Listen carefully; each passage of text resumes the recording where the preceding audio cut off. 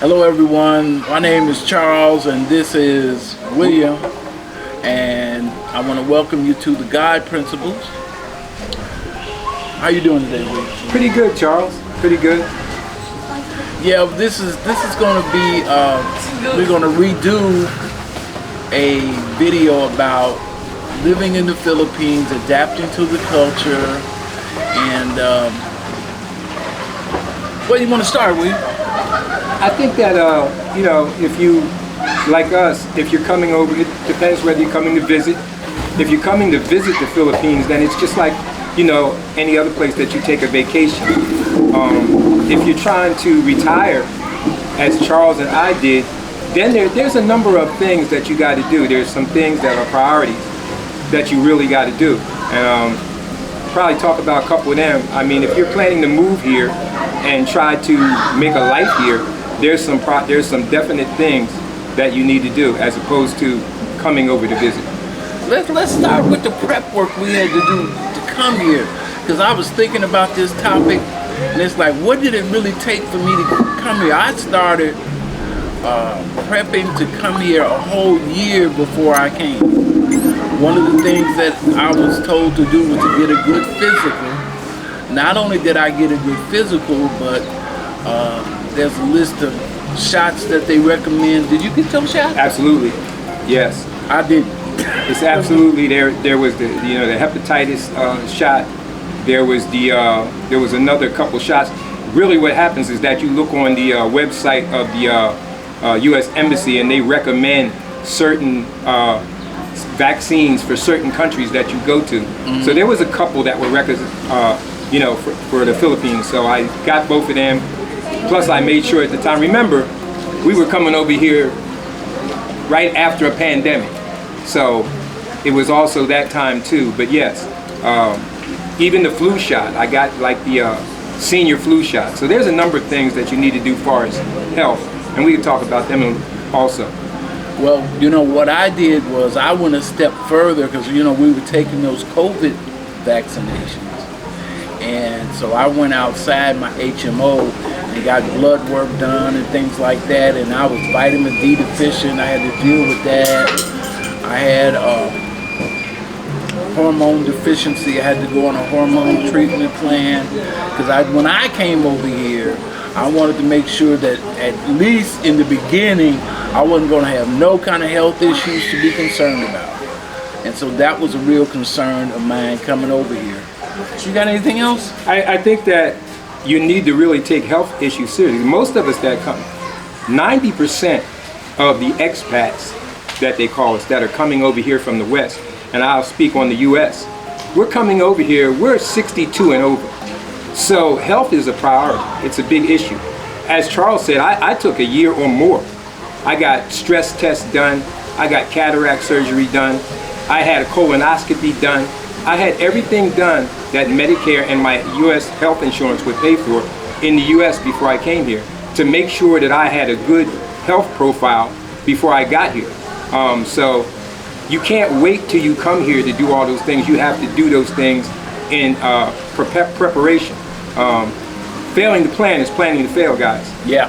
So get your health right. Make sure you get everything done in the U.S. that you need to get done, and leave only minimal things to get done here. The next thing is money. Absolutely. Ooh, you do not want to come over here and have any type of monetary issues, card issues. Yes.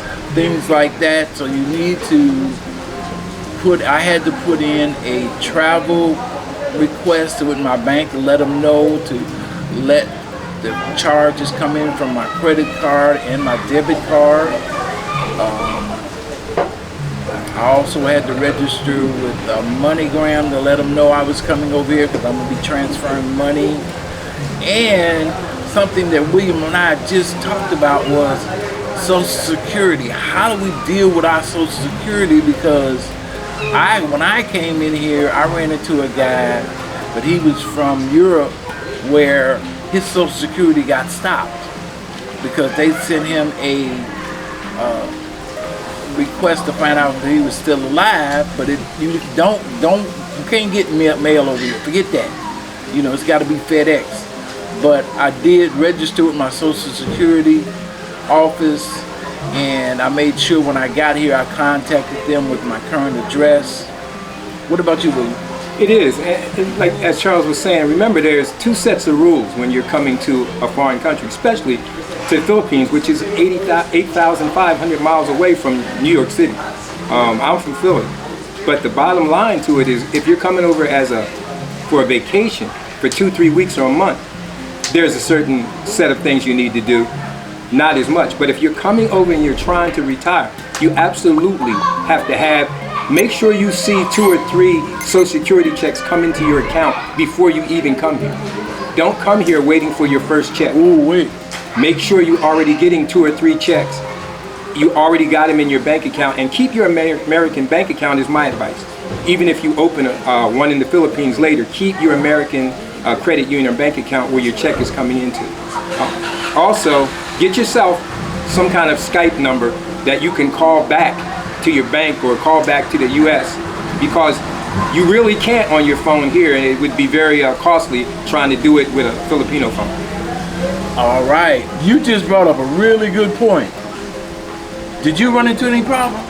Yes, but well, you know, the old saying is, it's easier to learn from somebody else's problems than your own. Yeah. But the vloggers I watched, he said that he came over here with his Social Security set to go in the month that he went to the Philippines.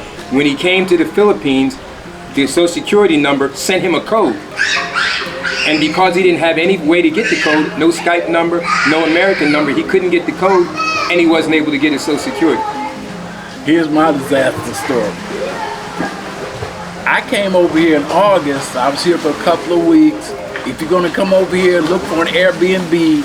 It's cheaper than a hotel. But when I moved here in December, I had ran into these issues. I didn't look at my cards, and they came up for expiration in January. So I was here in December, and in January my cards expired. Then the new cards, when I got those, I used those on Grab or something like that, and they got compromised, and my cards had to be canceled. And so I ran into that issue. Those were the 2 issues I ran into with my card. I was using US cellular phone. That's going to be expensive. If you get that international plan temporarily, I did that when I visited here in August.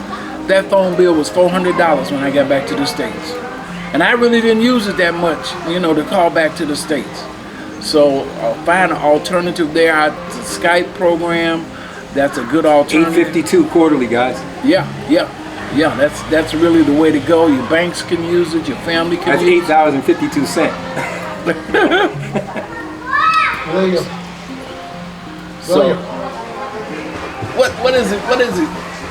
You can sit in here if you want to, but you don't like the sun. That's Jeff back there, y'all. You know, he's on one of the other videos, and we're gonna cover some of the stuff that he talks about, because he's married to a Filipino, just like William. And I came over here to marry a Filipino, and that didn't work out. So we got the broad spectrum right here. He's married to one recently. I came over here to marry one, and I ran into some issues. I'm gonna cover that on another video. Maybe we might touch a little bit on it here. What do you got to say about? Well, there's a number of things, guys, especially if you're coming over here to retire. We can't cover it in 10 minutes. So I'm sure Charles will be making follow-up videos to that, because there are some things you have to have more than 1-2 ways to get your money. Don't depend on the debit card, because first, if you only have one debit card and it comes up as fraud, as soon as if you don't tell your bank that you're in the Philippines, they'll shut your card down and you have no way to get your money.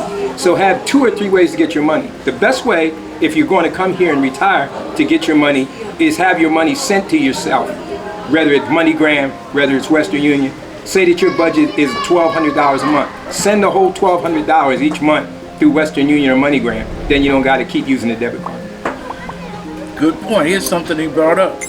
You got to once you go over, I think it's $1,000 or something like that, you have to register with MoneyGram and let them know that you're sending money more than that, because there is a limit to how much you can send over here per month. And if it's going to be a large amount, then you have to register with MoneyGram and let them know. Okay?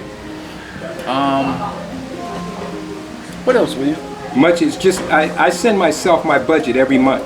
If my budget's going to be $1,200, I send that by MoneyGram or Remitly or Western Union. And then you only have to pay one time. You pay one fee for that, say it's $15 or $20, but you pay it once and you don't have to continue to run back to the bank. Only use your debit card as fail-safe. That's the smart way to go. I think that the other things are, just make sure you have more than one way to get your money. Because guarantee you, if you only have one way to get your money, it's going to fail. Good point, William. Because what I did was, and this was something I did in the States, was I used my Visa card to pay all my monthly bills, and once a month I paid off my Visa card. So I have a high credit rating to go with it. As a matter of fact, they just increased my limit again. I looked on the bank, I was like, oh wow, they gave me some more money. That's absolutely good. Yeah, so doing these things in advance, I built up a lot of points on my Visa card that I can now use to travel with over here. So I'm going to be doing some travel logs coming up in a little while. How did you meet your wife? I met my wife online on Filipino Cupid. Met her on there 3 years before I actually came here to live. Came over to visit 3 times first before I came to live. I took, as I call them, exploratory trips. I just wasn't an advocate of selling everything and coming over here and not knowing. So I always figured that I would come over here 3 times at least and get to know the person that I was coming to see. Remember this, guys. You could have been talking to that woman online for a year, 2 years. Until you meet her in person, you don't know her. I can attest to that. I can definitely attest to that. And if she's meeting you at the airport and you're going to some little province where she's at, that's not the way you want to do it. You want to make sure that you book a hotel or Airbnb where she can come from where she's at and meet you. And you have that already planned yourself. Therefore, if you met this woman and it finds out after 2 weeks, man, we don't even got nothing in common, you can send her back home and move on. Well, now here's the other flip side. I did what he said. It's like I came over here in August. Was here for almost 2.5 weeks. We had a nice vacation. I actually asked her to marry me. She accepted. I went to her family. And so that all worked out fine. But then when I came back in December and we started living together, after a while, that mask that people wear, yeah. She dropped that mask, and I said, who is this? It's not all Shangri-La here, guys. You gotta be careful. Let me tell you a quick story. Go ahead. I'll tell you a quick story. There was a guy, I won't mention his name. He was talking to a girl for 3 years online. Wow. Never came to the Philippines. Of course, remember, in that 3 years, the pandemic happened. So he couldn't come here for almost 2 of those. And one of them, he was just waiting, I guess, getting his money together.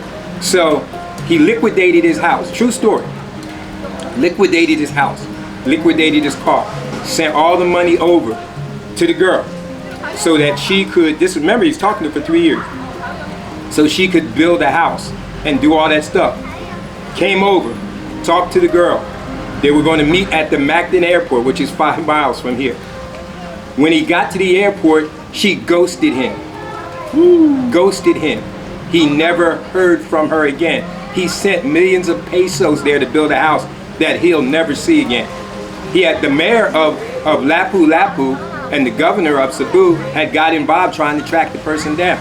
So guys, when you see a pretty face that you're talking to, if you're in an online relationship, don't get blinded by the pretty face and forget your brains. Remember that. Blinded by the pretty face. He comes up with some great lines. I was like, yeah. I was blind for a minute, man, because it was like I was on those Facebook groups for Asian women looking for black men, and it's like, And I still haven't got over that. I still have not gotten over how gorgeous these women are. And Absolutely. I'm serious. It's like, man. But in my case, the first woman that I met online, I was introduced on a Facebook group that a friend of mine who had lived over here started, and I thought it was going to be okay. And I bought her a new phone for Christmas, and then when I couldn't send her no finances, she stopped talking to me. That was the first one. So I learned that from that lesson. The second one, she didn't want nothing from me. I thought it was cool. Even though I offered, I thought, well, based on their financial situation, you know, helping to contribute to the phone bill, the load on the phone was a reasonable thing to do to show who I am. And I did that maybe once or twice because we talked during all of COVID. And everything started out well. And then I have another video that talks about hitting red flags. You want to watch that. Because William, second thing, you know something we don't tell these people? They don't know our real background. No. And because you know something, the one thing that I look on these YouTube videos, you give some people giving their experience, but then they give their opinion about certain things, and they don't have a professional background about it. Right. See, now in my case, I am a brand strategist, digital marketer, so I understand that the women are marketed by this country. They are marketed to the world as great wives and things like that. The other part is I'm a addiction recovery coach, and I'm in recovery also, and so I do have some training in recognizing certain behaviors and things like that, so that when I work with other people in recovery, I can help them get through the behavior issues that they coming out of using an addiction with. So I do have some experience there, and I've been through therapy a couple of times myself, and I do have some therapist clients as a personal brand strategist that I keep in contact with. So I do have access and some knowledge to say some things about what I'm saying. It's not just my opinion. And so that would be, you know, the experience that I bring to the table when I'm putting together these videos and what I'm talking about. What about you? You got an interesting background. I was a pastor of a church for 10 years. I'm a licensed drug and alcohol counselor. And I also was the director of a men's shelter that I founded called Good Samaritan Men's Shelter. It's still up and running now. So both of us bring years of wisdom. Now, I'll tell you the other thing. Don't lose your wisdom because of a pretty face. Don't. Because I'm telling you, a lot of guys come over here and they come for just the woman. And it can't be just the woman. It has to be that you're also looking for something in your life. And then that person can come alongside and add what they bring as far as the woman. Now remember, most of these women here were brought up in poverty. They don't know, they've never had a lot of money. They've never had money to manage. And we hand them $1,000, $1,500 to manage. They've never managed $100. So remember that they bring a unique personality of joy and able to work through hard times. Because remember, in the Philippines, there's typhoons, there's earthquakes. It sits on faults. So there's a lot of natural disasters. So they're able to overcome those things, and they bring that to the table. But they've never had the money that you're bringing. Remember, every US dollar is worth 56 Philippine pesos. They've never had the money that, if you're bringing $1,000, it's more money than most of them ever seen at one time. Yeah. Well, hey, William, I think we don't want to give them too much, but you want to follow us, because our next topic is going to be women, money, and sex. You're going to love that one. My name is Charles. Jeff might want to get in on that. All right.